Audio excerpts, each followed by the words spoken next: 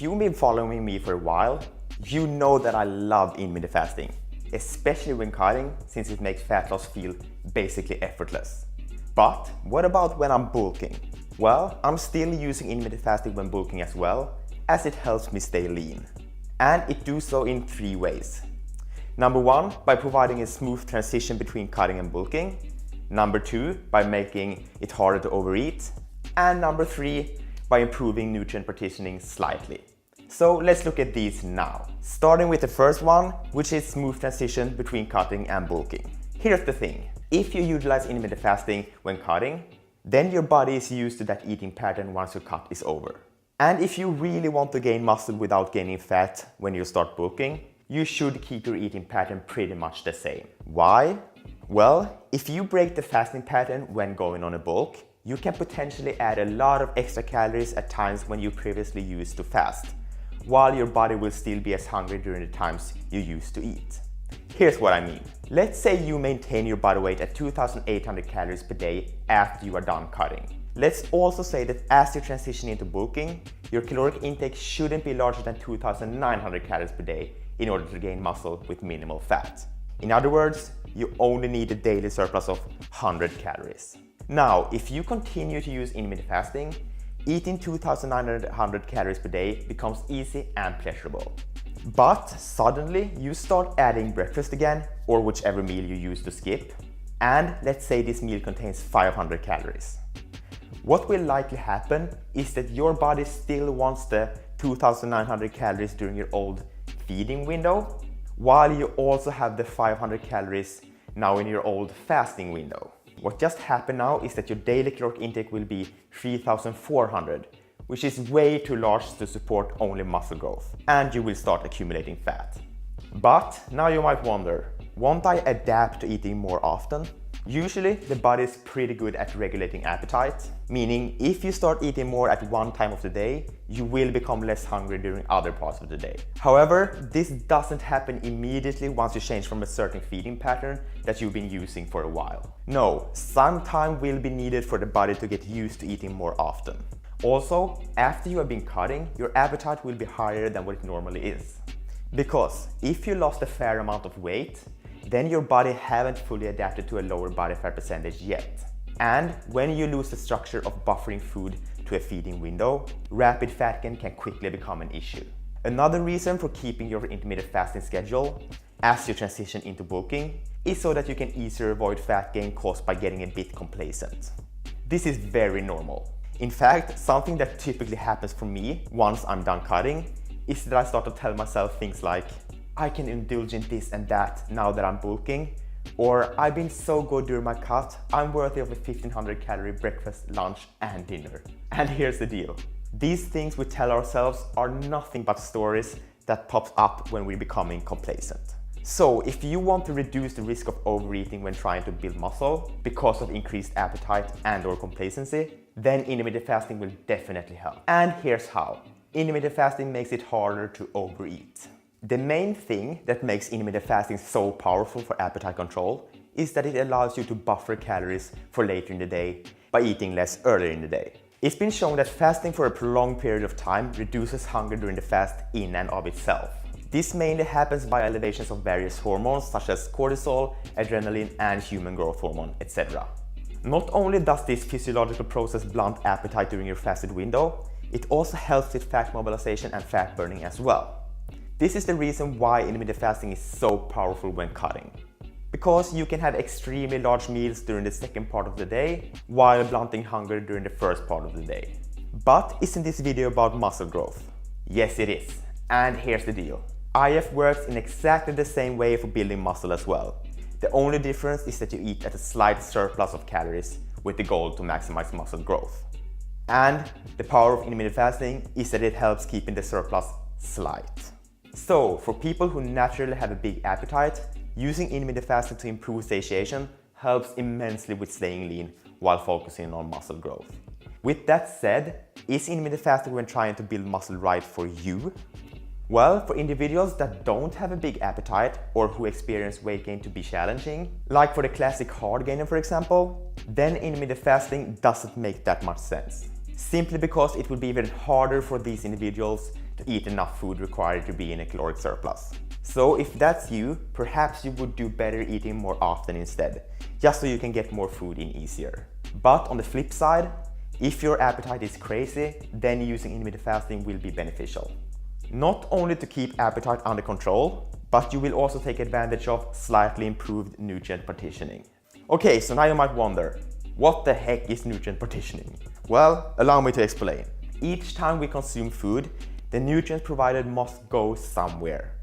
And nutrient partitioning explains the ratios of where the body stores these nutrients. In other words, will the nutrients you eat be used to repair and build muscle and tendons and ligaments, etc.? Or will they be stored as body fat or glycogen? Obviously, you want as much of the surplus as possible to go towards repair, muscle growth and glycogen storage, instead of fat storage. And here's the good news. Research shows that intermittent fasting can cause slightly better nutrient partitioning if it's combined with resistance training. This essentially means that, relatively speaking, more of the nutrients you eat will be used for repair and muscle growth than what they would if you didn't fast. And here's how. After your body's been in a prolonged period of catabolism, i.e. fasting, the sensitivity of different hormones gets upregulated in your muscles. In other words, your muscles get extremely hungry. For example, your muscles' insulin sensitivity goes through the roof, and so does your intramuscular lipid store sensitivity as well. This will cause more of the upcoming nutrients you ingest to be stored in your muscles and not as fat. Furthermore, this paper shows that you can get something called a compensatory response effect from doing resistance training in conjunction with intermittent fasting. This basically means that the potential muscle growth that you miss out on during your fasted window will be super compensated for once you're in your feeding window. And here's something you can do to take further advantage of this. Strategically place your training to optimize your nutrient partitioning. Essentially, what happens when you use intermittent fasting is this. As you can see, first you create a large catabolic environment in your body during your fasted window. Then, when you start eating, you create a large anabolic environment instead. And here's the interesting part. If you place your training either right before your feeding window or somewhere in the feeding window, more of your nutrients will go towards muscle growth.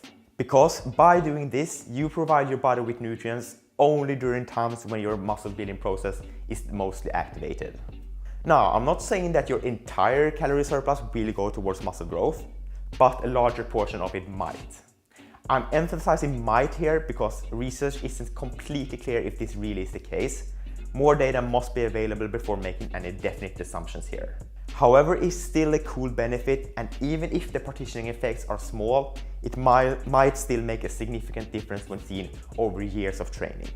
And if eventually we learn that intermittent fasting actually don't have any positive effects on nutrient partitioning, at least it remains a valid tool for appetite control. Okay, so to finish up this video, let's answer the million-dollar question regarding intermittent fasting and muscle growth, which is, can I maximize my muscle building potential when I'm using intermittent fasting? One common concern people have when it comes to IF is if it's possible to maximize muscle growth. The worry is that since you fast for many hours straight, you spend a lot of hours in a catabolic state where the muscle protein synthesis can't be maximized. So what's the deal? Can you actually maximize muscle growth with intermittent fasting? Well, here's the truth. Research from Lane Norton's lab concluded that when it comes to optimizing muscle protein synthesis, over-consuming protein at one time of the day couldn't make up for low protein at another time of the day. So it seems that eating protein more frequently than just during a 6 to 8 hour feeding window is required to maximize muscle growth. However, the difference on muscle growth between more and less frequent protein feedings are small. As long as you're not taking fasting to the extremes, such as eating only one big meal per day, then the difference on overall muscle growth is very small. This is because by eating larger meals with more protein, which you would do with intermittent fasting, you will also have food in your belly for longer, which means the muscle protein synthesis can be maximized for longer as well. Not only that, the supercompensation effect that I talked about earlier will likely balance out the reduced daily muscle protein synthesis seen in the Norton study. Maybe not completely, but at least a bit. Okay, so with that said, let's look at some practical implementations. From looking at the work done by Martin Birkin over at leangains.com, it seems that 16 hours is the optimal length of the fasting window if your goal is to keep building muscle effectively.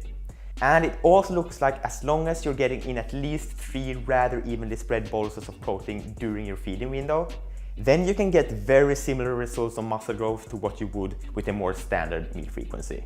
This also demonstrates the clear order of importance when it comes to dieting for muscle growth, where meal frequency is placed fourth in the hierarchy of importance, and that overall calories, macronutrients, and micronutrients are way more important than when we choose to eat them. Finally, if you don't trust fasting enough when it comes to building muscle, but at the same time you want the appetite reducing effects of fasting, then you can take another approach, which is this one. Eat 20 to 40 grams of lean protein during your fasted window and save the remaining macros for later in the day. This way you will get pretty much the same appetite reducing effects, but you will also be sure that you maximize muscle growth, simply creating a win-win situation. Okay, so finally, here are my own thoughts on intermittent fasting for muscle growth. Let's say that by utilizing intermittent fasting, you must work 1 year longer before you reach your genetic muscular potential than what you would if you didn't fast. But during this time, you can more easily and conveniently stay lean year round, which means less cutting while also being able to indulge in big and satiating meals. For me personally, I would definitely say that it is worth it staying slightly behind in muscular development in order to get these benefits. And my guess is that you won't be that much behind anyways. Perhaps 1 year during a 10 to 15 year journey at most. Perhaps you will be even less behind, since you will probably take on less cutting phases since you stay more lean year round. And we all know that a prolonged caloric deficit is definitely the largest inhibitor of muscle growth. So now I'm wondering, what are your thoughts on intermittent fasting when trying to build muscle? Just let me know in the comments, guys, and let's start a discussion. Okay, so there we go. Now I'm on my way to my day job, where I'm working as a sales clerk. I'm on these suckers. My car broke down like a week ago and my bike got stolen a few weeks ago. So anyways, I just had coffee this morning and I'm still fasted, and I'm gonna work for a few hours and then I'm gonna buy some food. So I don't know what I'm gonna eat yet. I don't have any like lunch boxes or anything made, so I'm gonna need to buy the food. Yeah, anyways, let's see what I buy later. Okay, so it's lunchtime, and as I said, I don't have any food with me, so I need to eat out. Let's see what we're going to eat. Should I take Subway or something that I picked from the store? Fuck it, let's go Subway.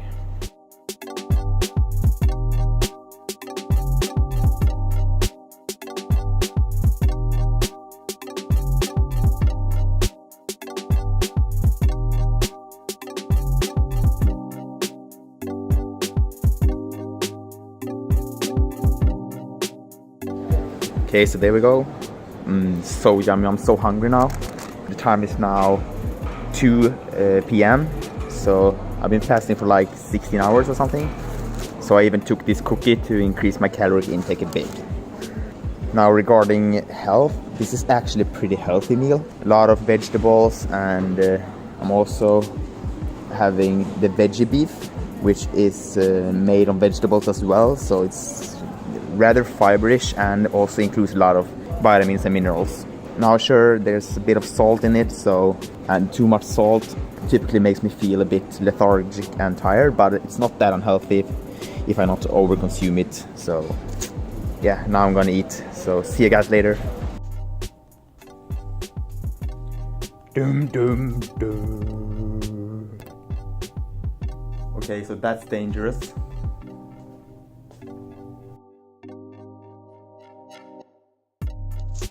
Okay, so I just got out of work now, and the clock is around 7 p.m.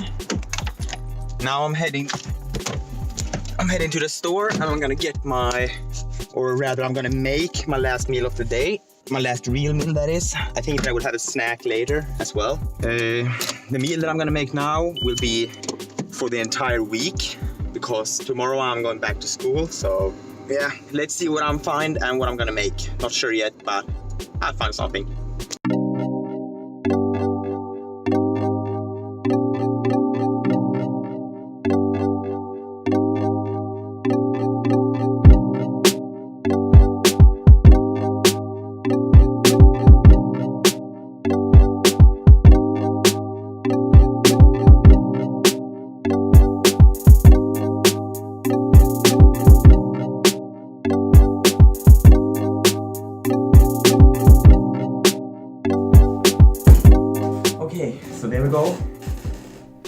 what I created. Let's look here. There's a lot of food. Some rice, it's corn, it's satay sauce, it's coconut milk, and a lot of vegetables. And as you saw, I just created a lot of lunch boxes for 4 days this week, and I like doing this like 1 or 2 times per week, so I got food ready all of the days. Freaking awesome. Yeah, now I'm gonna freaking devour this because I'm hungry, and the clock is now almost 8 p.m, so it's 6 hours since my last meal. I'm gonna eat this, and then I'm gonna have a snack, I think, later that I show you as well. Okay guys, so there we go. I'm now gonna have the last meal of the day, and I'm having some Quark yogurt here, some granola muesli, and I'm also having this small bowl of some kind of chips. Freaking tasty. It hasn't been the most healthy day, but yeah, I'm gonna sharpen up my diet a bit for the upcoming week. So yeah, thanks so much for watching guys, and that's it for this video, and I'll be seeing you in the next one. Bye.